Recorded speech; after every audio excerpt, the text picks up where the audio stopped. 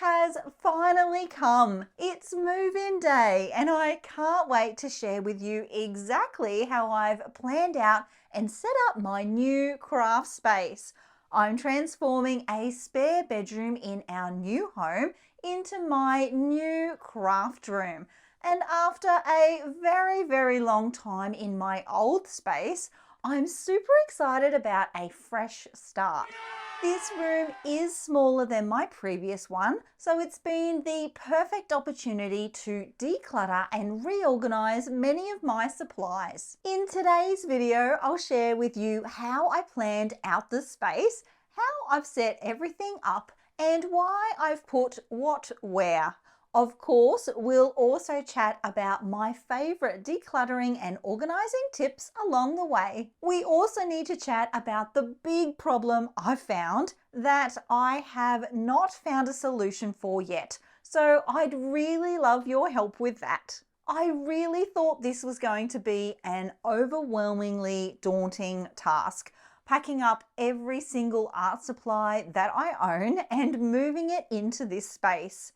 And as I've gone through the process, I've come to realize that it really just comes down to two things, two steps essentially, and we will talk about both of those today. Step one is knowing the space that I have to work with, because the space is the one thing that is going to determine just how many supplies I can keep. I know that I'm going to be limited by the physical space that I have. This room is the size that it is and nothing will change that. And I do not want to end up with a room that feels cluttered.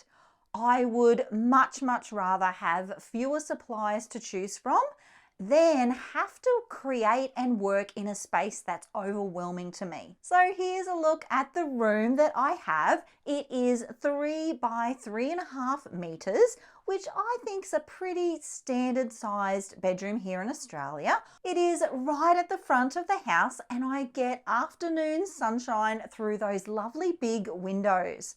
It also has a walk-in robe, which I have never had before in my craft room, and that has a window as well. So I'm not going to treat the cupboard as a cupboard. In fact, it does have a door and I think it will be rarely closed.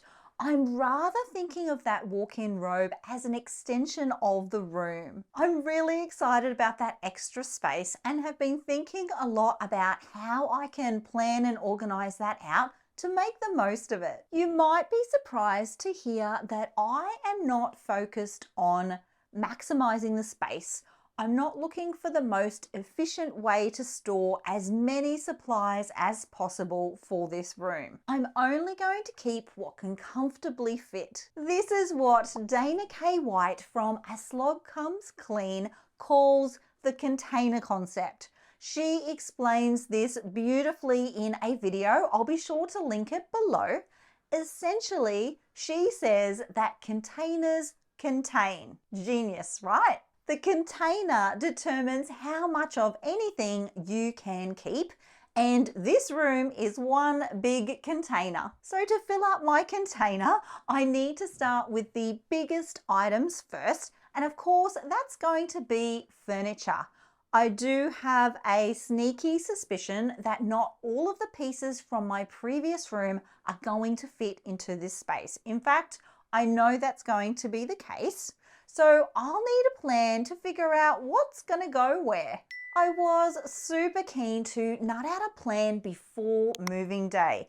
I knew on the day there would be a lot happening and I wouldn't really have time for indecision or time to think about where things were going to be placed. I needed a plan going in and I needed to be able to tell the removalist exactly where I wanted things placed. This is the grid pad I picked up from Officeworks and I've gone ahead and measured out the dimensions of the room. I've then used the scale on the grid to create a template for my current furniture. I've then added blue tack on the back so I can move around the furniture as much as I please until I'm really happy with the layout.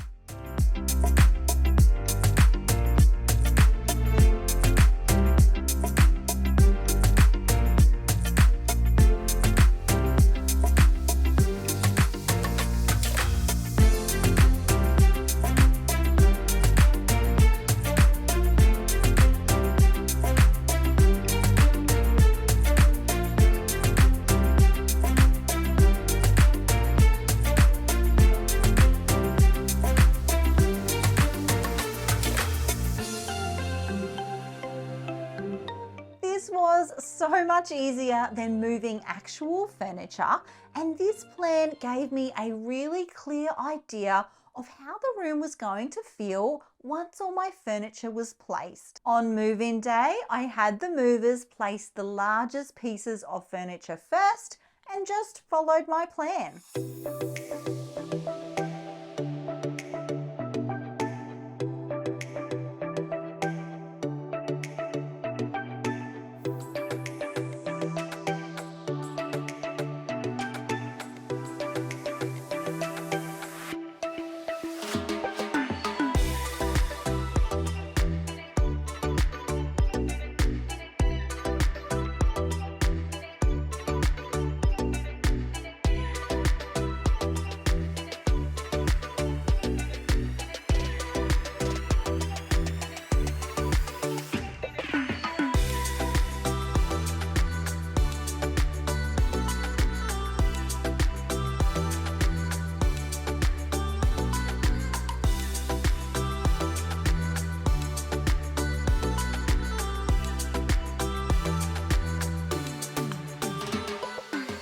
With all the furniture in position, step 2 is to know my supplies. I need to know exactly what supplies I have, the ones that I use the most, and how my mind works when I'm looking for supplies during my creative process. This has always been the trickiest part about organizing for me, matching my storage to my supplies to the way that I want to create. I'm also keeping in mind the container concept that we talked about earlier, because now I have containers in my container. Containers inside containers inside containers, all limiting just how much I can keep. They really are the bad guys. I know that when I'm looking for supplies, I prefer to see them by type. If I'm looking for flowers, I want to see all of my flower options all in one place, so I need to store them that way. My plan is to group supplies by type and allocate a space to them. What comfortably fits into that space is what I get to keep. I have also allocated zones in my craft room in the same way that a town planner would allocate zones within a city. Zone 1 is the business center. It's where I spend most of my time in this room. So at this desk, Zone 1 needs to have all of the tools that I use for every project that I make. The second zone is Zone 2, and it supports Zone 1, and that's where I store all of the tools that I use on a very regular basis. So for me, that's going to be my Rascog cart and these drawers that are in very easy reach from my desk. All of my other supplies will fit into zones 3, 4, and more. These zones are grouped by the type of supply I want to store and just how frequently I will use it. A great example of this are seasonal supplies. You don't want to have your Christmas supplies right by your desk all year round if you're only accessing them in December. So I may even end up with a cube in the shelf behind me that's for seasonal supplies that I can rotate out. I'm going to start by filling up my IKEA shelf unit. This one is my main storage piece, so I want to make the most of it.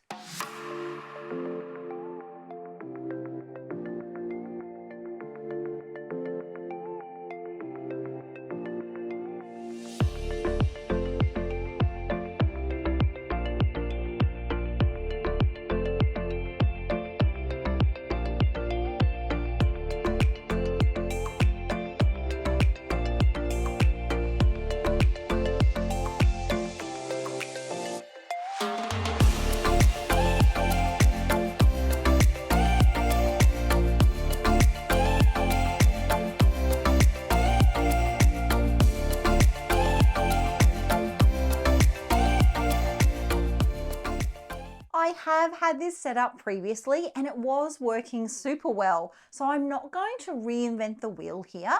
The only thing I'm changing a little is allowing space for those supplies that I use all of the time, because it is just so close to this zone 1 space that I have. In my previous space, I would have had to move out of my seat to access the items that were in these shelves, so I will have to switch things out a bit. I'm really thinking about how I search for supplies when I create, because that's going to help me decide what goes where. I'm working zone by zone, and the cubes actually help with that, because one cube can be a zone. For example, I have all of my craft punches just in one cube, so they're all together, and that's the craft punch zone. I also love slow stitching, and I have 2 cubes for all of those supplies. If the idea of zoning your craft room sounds like it could work really well for you, I suggest you watch this video next.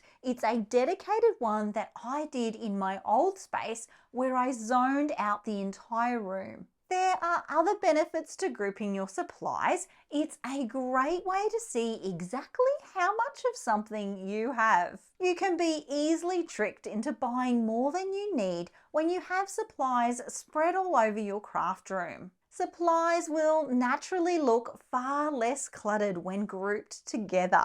For example, here are all of my favorite scrapbook collections, and they're grouped together and stored in these 13-inch boxes. I really love the clean look. I really do think your storage should be pretty and practical. Here's another example. These 13 by 13-inch envelopes, I love these, and I love the look that it gives in the cube there. The way I have achieved that look is by grouping the collections together and allocating a zone to them. Inside are Pink Fresh Studio Scrapbook Collections, my favorites. I'll be sure to link those below, along with any of the other storage items that I think you'll love, so you can get them for your space too. I have found for the day-to-day supplies that I use, so tape, glue, and scissors, I need to have them close by, but I do not want them cluttering up my desk space. I actually really like to have a lot of space to work with, and I love a clear desk. So I am going to put all of my most used tools and supplies into my Rascog cart. It's time to set that up.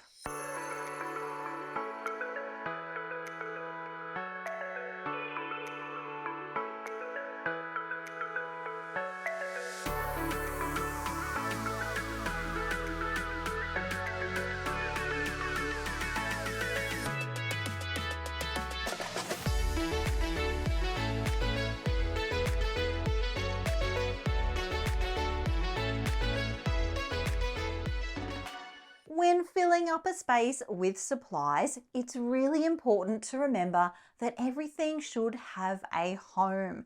So a space for everything, and everything in its space. I hope you're ready for a game changer. Are you ready? It should be easier for you to put something away than it is for you to pull it out. There's a reason for that. And that is because when you're pulling a supply out, you are motivated to use it. So you will take any extra steps needed to pull it out.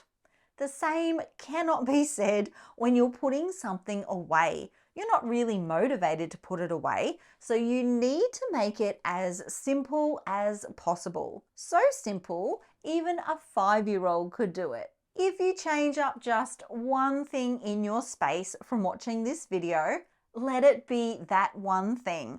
I promise your room will stay tidier because you're making things easy to put away. Actually, that's just one of the tips I share in my workbook, Creating a Clutter-Free Craft Room. It's a step-by-step workbook guide that will show you how I achieved the look in less than 15 minutes a day. Super simple, super easy, and very, very doable. I'll be sure to leave a link to that in the description box below. Next, we need to talk about decluttering, because if you're downsizing like I have, it's inevitable. So I have accepted that it's okay to enjoy things for a season. As a creator, your taste in creating will change, your creative style changes, the types of projects that you like to make changes, and so too will your supplies. And it's okay to let things go. Some may say that getting rid of supplies is wasteful, but I think storing up supplies that I'll never use is wasteful too. I'm reminded of that Bible verse in Matthew that says we shouldn't store up things here on earth, but rather store up heavenly treasures, because where our treasures are, so too is our heart. To be very honest, having fewer supplies has made this move so much more bearable. I'm so thankful that I wasn't holding on to supplies unnecessarily all this time. My biggest tip for downsizing: fill your space with the supplies that you love first and focus on what you're keeping, not what you're letting go of. Keep the supplies that you use and that you love and that you hold dear and focus on those, and don't spend too much time worrying about what you're letting go of. Don't be too concerned about finding the perfect place for those things to go, or if you might need them in the future. Focus on what you get to keep and what you love. If you are downsizing and decluttering, be sure to check the description box below. I'll leave some resources there for you. It's now time for the fun bit. A craft room should not be filled to the brim with just supplies. It should be a place of inspiration. I've made sure to leave space for things that make my heart happy. Vintage teacups, beautiful ceramic swans, and memorabilia. What's my favorite part? It's actually over there.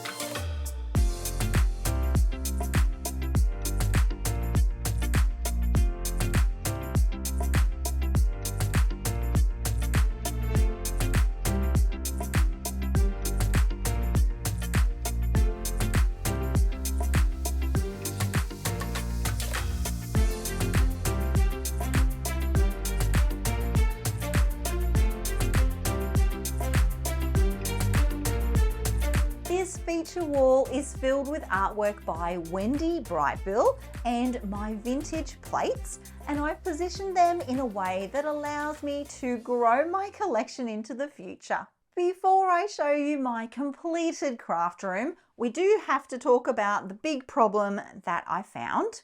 It's a big problem. I have so many layouts and I now don't know what to do with them. I think I would have more layouts than supplies at this point. This is going to sound wild to some of you, but I am thinking about purging some pages. I'm thinking about going through every layout and only keeping the ones I really, really love. Because the joy is in the making, right? I don't know though, because yeah. I need your advice. What would you do? What have you done? Have you ever purged layouts? Have you regretted it? Let me know what you think I should do. Now on to the room reveal. Here is my beautiful new space.